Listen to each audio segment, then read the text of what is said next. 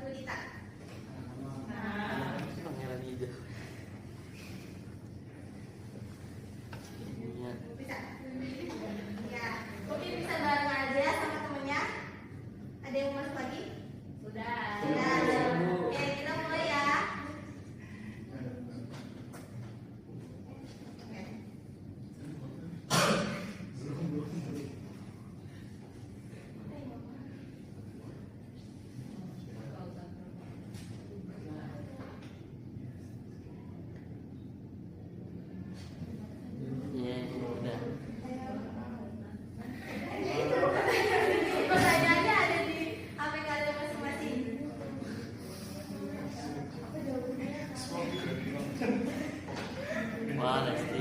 Wah, Lesti udah ini udah lumayan.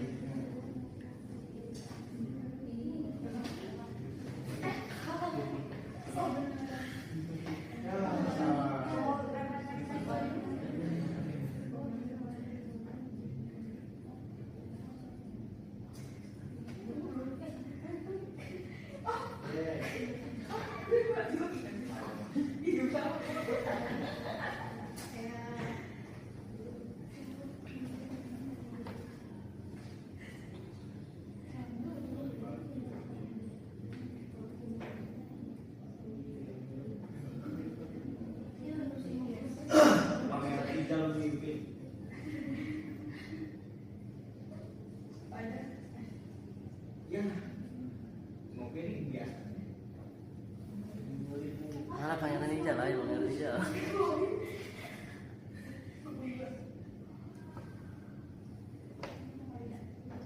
Sudah?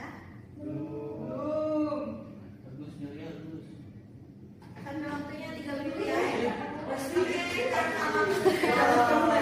karena waktunya udah habis. Kita udahi. Coba kita lihat siapa yang menang.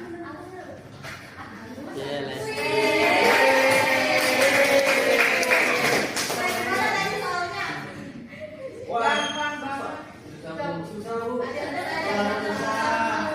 Ya. Nah, jadi hukum 2 Newton itu apa sih? Ada yang bisa menjelaskan?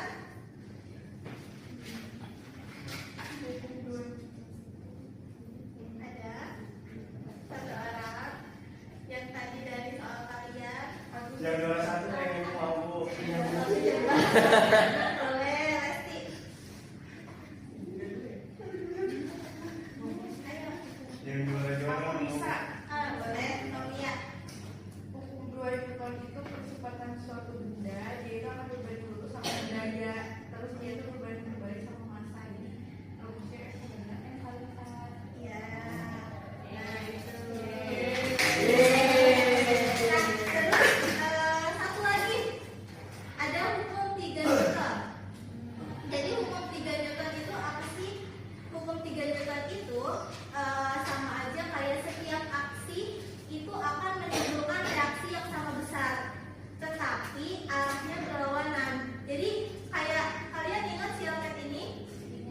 Ya. Nah, si roket ini kan mengeluarkan si semburan gas ya.